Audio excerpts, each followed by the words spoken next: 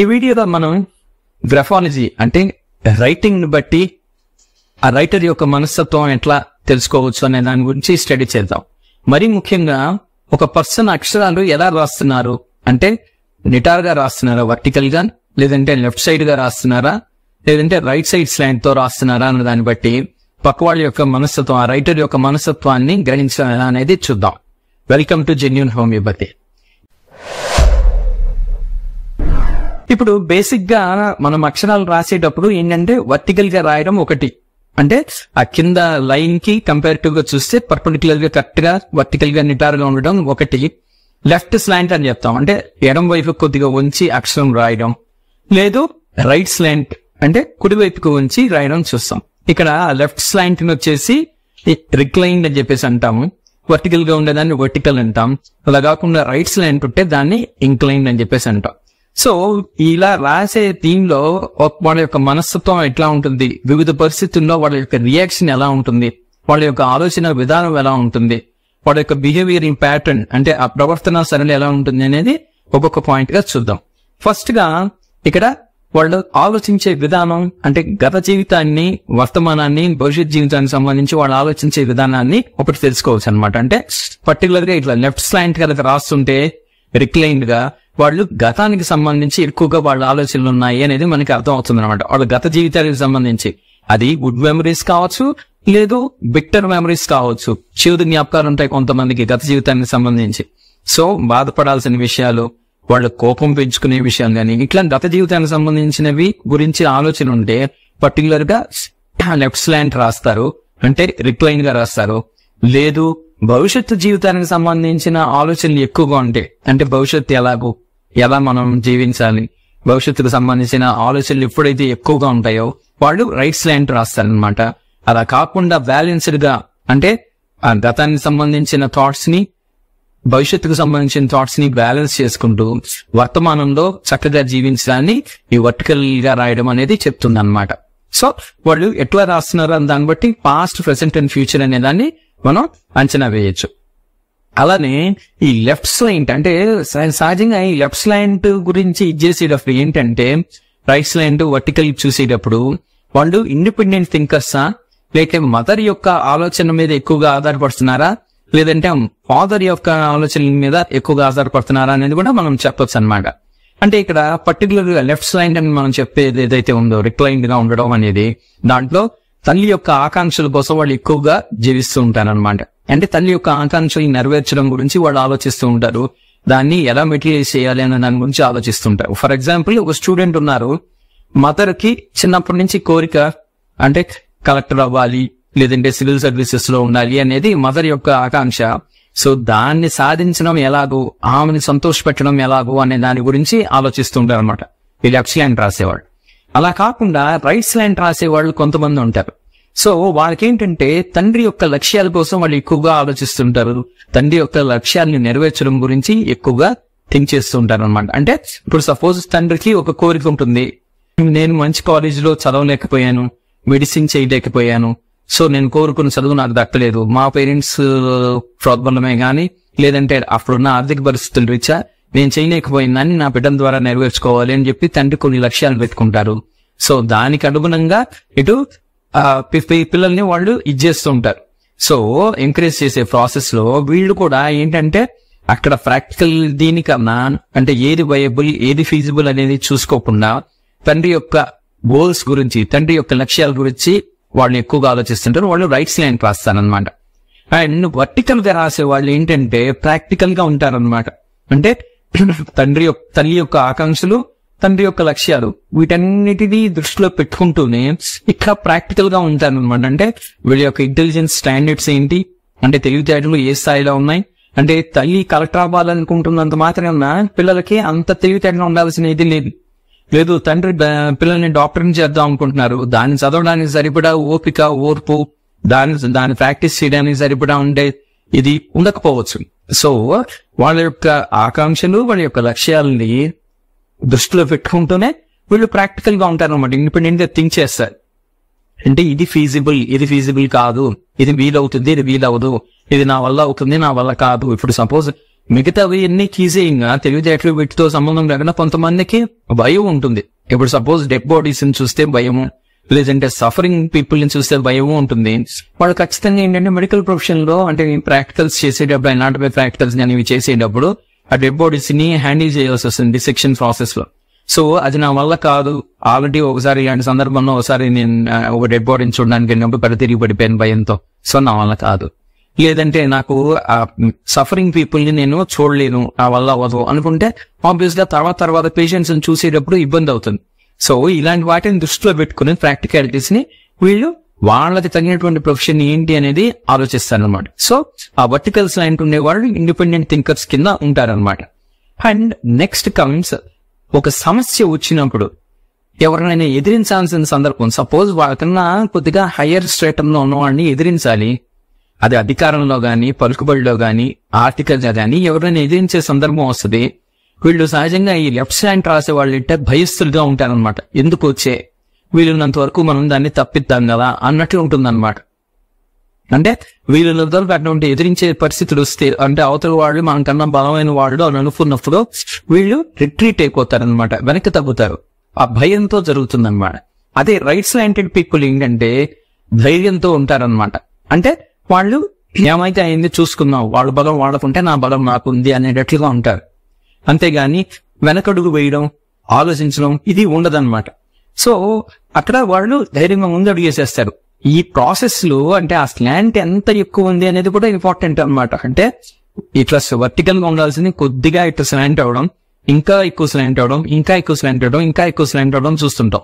So ఇది ఎంత అయితే వెనక్కి పెడుతూ ఉంటుందో అంతలాగా వీళ్ళు ఓవర్ కరేజియస్ అంటాం. ఈవెన్ మనకి హోమియోపతిలో అది సిమ్టమ్ కింద కూడా కన్సిడర్ చేస్తాం అనమాట. ఆడాసిటీ, కరేజియస్ అని చెప్పేసి రూబ్రిక్స్ ఉంటాయి. అంటే ఏంటి, పెథాలజికల్ బోల్డ్నెస్ అనమాట. అంటే అది అనారోగ్యకరమైన బోల్డ్నెస్ కింద కన్సిడర్ చేస్తాం. వేరాజ్ ఈ మిడిల్ కి రాసేవాళ్ళు, వర్టికల్ గా రాసేవాళ్ళు వాళ్ళు ఏంటంటే ఇన్నర్ స్ట్రెంగ్త్ తో ఉంటారు. సమస్య వచ్చినప్పుడు, ఎవరైనా ఎదిరించాల్సిన పరిస్థితులు వచ్చినప్పుడు ఖచ్చితంగా వీళ్ళేమో ఆలోచించి అవతల వాళ్ళ బలాలు ఏంటి, వీళ్ళ బలాలు ఏంటి, అవతల వాళ్ళ బలహీనతలు ఏంటి, వీళ్ళ యొక్క బలహీనతలు ఏంటి అనేది ఆలోచించుకొని దాన్ని బట్టి ఒక నిర్ణయం తీసుకుంటారు. సో ఇక్కడ ఈ అంటే వాళ్ళ యొక్క చేతి రాతని బట్టి వాళ్ళ యొక్క మనస్తత్వాన్ని అంచనా వేసే విషయంలో ఇంకొక పాయింట్ కూడా మనం తెలుసుకోవచ్చు అనమాట. సలహాలకి, పక్క వాళ్ళు ఇచ్చే సలహాలకి వీళ్ళు ఎలా రెస్పాండ్ అవుతారు అనేది కూడా చాలా ఇంపార్టెంట్ థింగ్. అంటే ఇట్స్ నాట్ దట్ ప్రతి ఒక్కరికి అన్ని తెలిసి ఉండాలని లేదు. మనం కొన్ని విషయాల్లో మనకు తెలిసిందంటే మనం ఆలోచించి నిర్ణయం తీసుకుంటే అది వేరే సంగతి.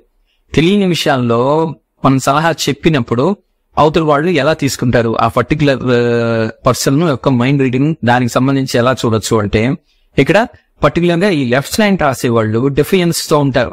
అంటే అది ఏదైనా సలహా చెప్తే వెంటనే వాళ్ళు రిజెక్ట్ చేస్తారనమాట. ఎందుకు అంటే వీళ్ళు ఇదేదో అహంకారంతో నాకు అన్ని తెలుసు అనే దీంతో దాన్ని ఎదిరించడం కాదనమాట, దాన్ని తిరస్కరించడం కాదు. వీళ్ళు డిఫెన్సివ్ మోడ్ లో ఉంటారు. పక్క వాళ్ళు చెప్పారు అంటే అది ఫాలో అవ్వచ్చో లేదో, దాని మూలంగా నాకు నష్టం ఉంటుందో లాభం ఉంటుందో, ఎందుకు వచ్చే, సో సేఫ్ సైడ్ ఆ సలహాన్ని మనం ఇగ్నోర్ చేస్తే బెటర్ కదా అనేటట్లు ఉంటారు. అంటే ఇక్కడ మెయిన్ అహంకారం రిలేటెడ్ గా కాదనమాట, డిఫెన్సివ్ యాటిట్యూడ్ రిలేటెడ్ గా వచ్చే సమస్య అనమాట. వాళ్ళు ఏం ఆలోచించినా సరే పక్క వాళ్ళు అంటే వాళ్ళు నిర్ణయం చెక్మని తీసుకోలేరనమాట. దీని మూలం నాకు ప్రయోజనం, దీని మూలం నాకు కష్టమా ఏంటి, దీని యొక్క ప్రభావం ఏంటి, సలహాన్ని నేను స్వీకరించడం మూలంగా అనేది ఆలోచించలేక వాళ్ళు ఏంటంటే సేఫ్ సైడ్ ఎందుకు వచ్చే as it is status quo maintain చేద్దాం అని చెప్పేసి అవతల వాళ్ళు దాన్ని రిజెక్ట్ చేస్తారనమాట. అండ్ అదే రైట్స్ లైన్ రాసే వాళ్ళు ఏంటి, త్వరగా తీసుకుంటారు సలహాలు. సో వీళ్ళు సలహాలని కరెక్ట్ గా రైట్ గా తీసుకున్నారు కదా అని చెప్పేసి వీళ్ళు కండ్యూసివ్ ఇండివిజువల్స్ దేన్నైనా సరే రిసెప్టివ్ గా ఉంటారు అనేది కాదు. వీళ్ళు త్వరగా అంటే దీన్ని తీసుకోగలుగుతారు అనమాట. వాళ్ళు పక్క వాళ్ళు సలహా చెప్పారు తక్కువ తీసేసుకుని ముందుకెళ్ళిపోదాం అన్నట్లు ఉంటుంది. ఎందుకంటే బేసిక్ గా ఇక్కడ కనుక చూస్తే అసలు ఈ లెఫ్ట్ హ్యాండ్ లో ప్రతి దాంట్లో ఆ లీడ్ బ్యాక్ యాటిట్యూడ్ అనేది ఉంటుంది అనమాట. అంటే అంత తొందరగా ముందు కదలని మనస్తత్వం ఉంటుంది.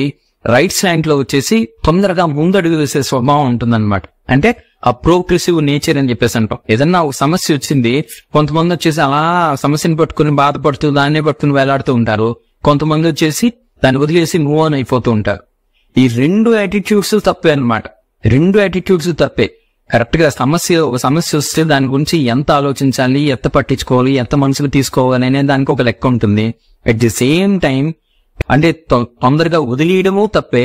అట్ ది సేమ్ టైం ఊరికే దాన్నే పట్టుకుని వెళ్ళడం, ఎక్కువ కాలం పాటు దాన్ని క్లీన్ అవడం అనేది కూడా కరెక్ట్ కాదు. సో ఎంతవరకు తీసుకోవాలో అంతవరకు తీసుకోవాలి.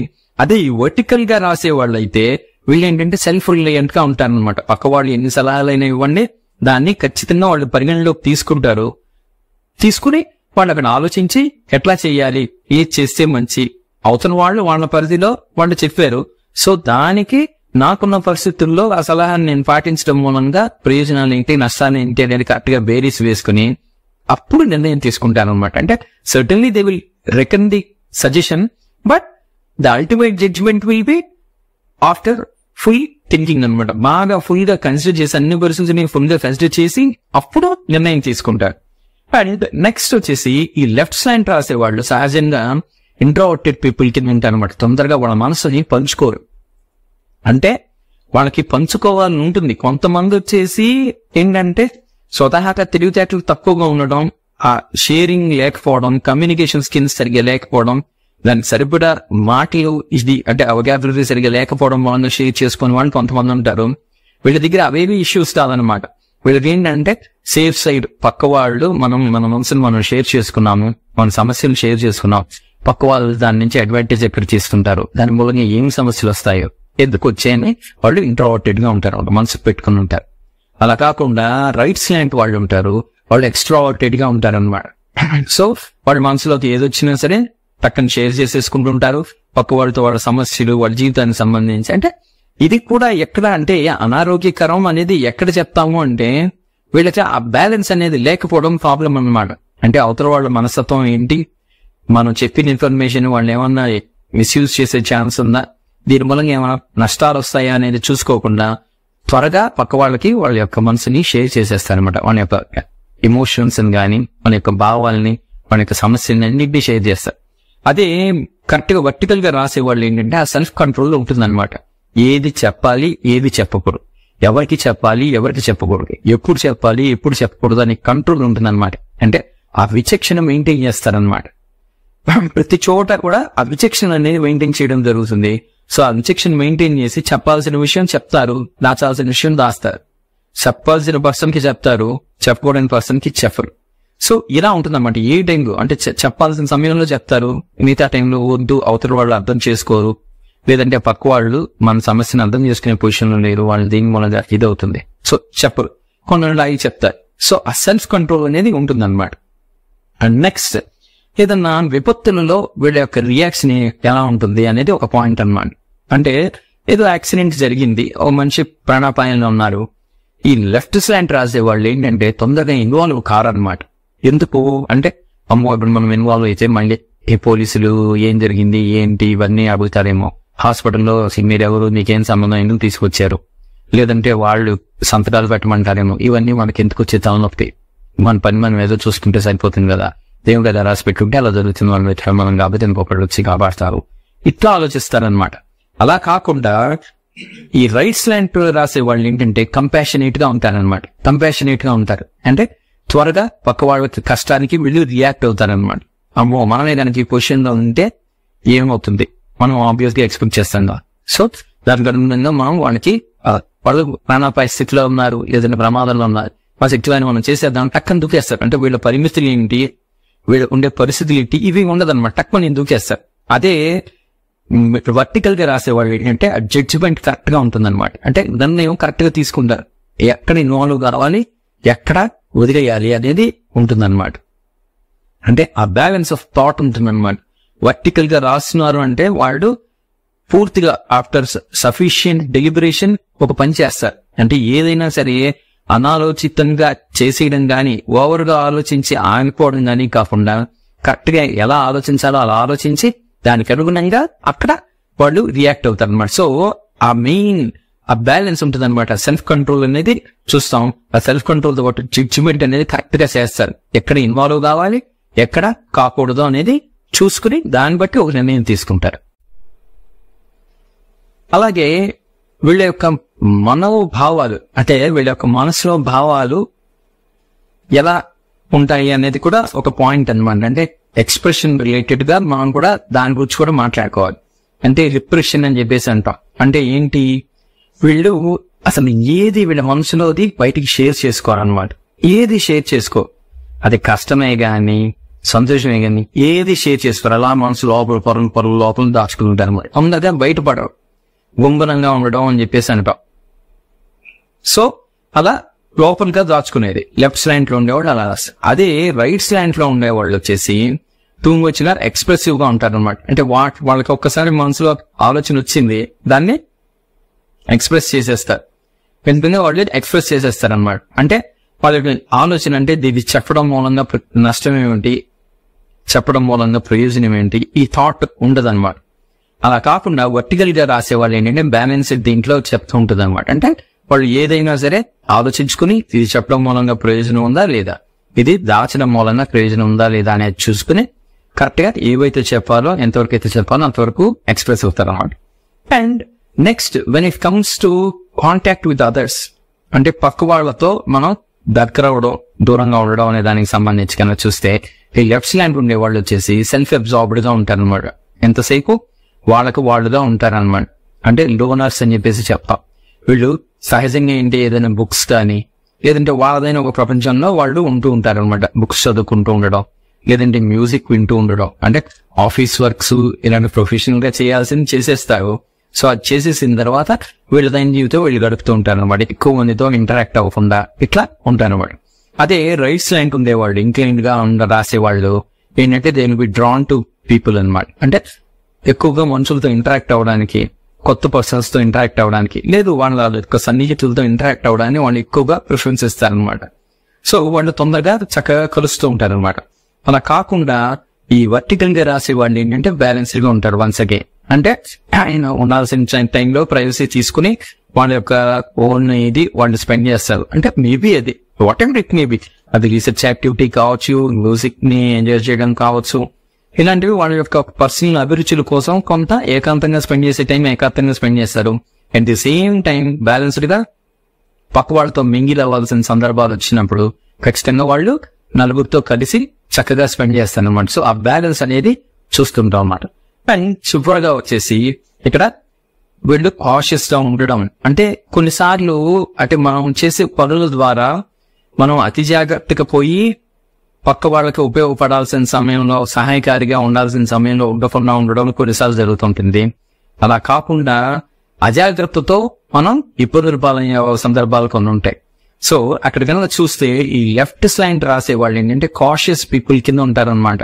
అంటే సో వాళ్ళు ఆ కాషియస్ పీపుల్ కింద ఉండడం మనం చెప్పడం ఏంటంటే, ఇప్పుడు సపోజ్ పక్క వాళ్ళు ఏదో ఫైనాన్షియల్ గా ప్రాబ్లమ్ లో ఉన్నారు, ఫ్రెండ్స్ కానీ లేదంటే రిలేటివ్స్ కానీ అవసరమో మనం సపోర్ట్ చేయాలి.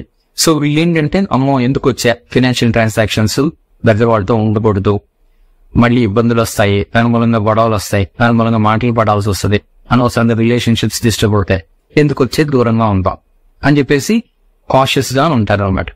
వేరేజ్ రైట్ స్లాంట్ ఇంక్లైన్ గా రాసే వాళ్ళు ఏంటంటే రియాక్టివ్ గా ఉంటారు అనమాట. పక్క వాళ్ళు కష్టం అనగానే టఫ్ అని చెప్పేసి వీళ్ళు డబ్బులు తీసి ఇచ్చేసేయడము, లేదంటే షూరిటీ వీటి మీద సంతకాలు పెట్టడం, ఇలాంటి వాటిలో వాళ్ళు ఇదవడం మూలంగా అక్కడ ఏమవుతుందంటే వీళ్ళు సమస్యలు ఇరుక్కోవడం జరుగుతుంటది కొన్నిసార్లు. అంటే ఇక్కడ బ్యాలెన్స్ అనేది వన్స్ అగైన్ ఇంపార్టెంట్ అనమాట. అంటే రెస్పాన్సివ్ గా ఉండడం అని చెప్పేసి అంటాం. అంటే రియాక్షన్ కి రెస్పాన్స్ కి తేడా ఏంటి అంటే, మనకి ఒక స్టిమ్యులస్ ఒకటి ఇది చేయడం జరిగింది మన మైండ్ ని, దానికి వెంటనే మనం రియాక్ట్ అవ్వడం అనేది అంటే అనాలోచితంగా జరిగే రియాక్షన్ అనమాట. వేరేస్ రెస్పాన్స్ ఏంటంటే అన్నిటిని బేరీస్ వేసుకుని చేసేది వచ్చేది రెస్పాన్స్ అన్నమాట. అంటే ఏంటి, వాళ్ళు అవతల వాళ్ళు అసలు ఏంటి ఆ సమస్య వాళ్ళు తీర్చుకోగలిగిందా లేదా, let it be financial transaction అయిన అవసరాక అవతల వాళ్ళు తీర్చుకోగలిగిన సమస్య కాదా, ఖచ్చితంగా మనం సపోర్ట్ చేయాల్సిందా, అసలు మనం ఒకవేళ వాళ్ళకి సపోర్ట్ చేస్తున్నామో దాని మూలంగా వచ్చే ప్రాబ్లమ్స్ ని మనకి సస్టైన్ చేయగలిగే స్టామినా మనకుందా లేదా. అంటే సపోజ్ మనం ఒక 5 లక్షలు సర్ది ఏదైనా అవతల ఇవ్వకపోతే మళ్ళీ మనం తట్టుకుని నిలబడగలిగే స్టామినా ఉంది చేయడం వరకు ఓకే. సపోజ్ మన స్టామినా ఒక 5 లక్షలు అయితే 20 లక్షలకో 25 లక్షలకో అవతల వాళ్ళకి సపోర్ట్ చేసి తర్వాత వాడు తీర్చలేని పరిస్థితుల్లో మనం ఇబ్బందులకు గురవడం అనేది ఇంకొక ఇదనమాట. సో ఇవన్నీ కూడా వేరీస్ వేసుకుని మనం చేయొచ్చా చేయకూడదా, అసలు అవతల వాళ్ళ మనస్తత్వం కూడా ఇక్కడ ఇంపార్టెంట్. కొంతమంది వచ్చేసి చక్కగా రెస్పాన్సిబుల్ గా ఉంటారు, అంటే ఇది ఫీల్ అవుతారు అనమాట కమిట్మెంట్. అంటే మనకి అవతల వాళ్ళు కష్టంలో మనకి సహాయపడ్డారు, వాళ్ళది ఎలాగోలా తీర్చాలి అన్నట్లు ఉంటుంది. కొంతమంది అలా ఉంటారు అనమాట, చూద్దాంలే అవతల మరీ అంత లేకుండా ఏం లేదు కదా, మనకు కూడా ఉన్నాయి కదా అని చెప్పేసి ఇలా ఆలోచించేవాడు కొంతమంది ఉంటారు. సో అక్కడ రియాక్ట్ అవబోయే ముందు సఫిషియెంట్ గా అన్ని పరిస్థితుల్ని, అవతల వాళ్ళ యొక్క మనస్తత్వాన్ని, వీళ్ళ యొక్క ఫినాన్షియల్ దీన్ని, ఇటువంటి వాటిని పరిస్థితులు అన్నిటిని దృష్టిలో పెట్టుకుని వాటిని పరిగణలోకి తీసుకుని వాటిని చక్కగా బేరీస్ వేసుకుని చక్కగా అప్పుడు ఒక నిర్ణయం తీసుకుని సపోర్ట్ చేయడమా లేదంటే ఆగడమా అనేది వీళ్ళు ఈ వర్టికల్ గా రాసే వాళ్ళని ఇచ్చేస్తారు అనమాట. ఈ రకంగా అక్షరాలని ఎలా రాస్తున్నామో అంటే లెఫ్ట్ స్లాండ్ రాస్తున్నామా రిక్లైన్డ్ గా, లేదంటే వర్టికల్ గా రాస్తున్నామా, లేదంటే ఇటు రైట్ స్లాండ్ రాస్తున్నామా అంటే ఇంక్లైన్ గా రాస్తున్నామా అన్న దాన్ని బట్టి పక్కవాడి యొక్క మనస్తత్వాన్ని చక్కగా అంచనా వేయవచ్చు. Thank you very much.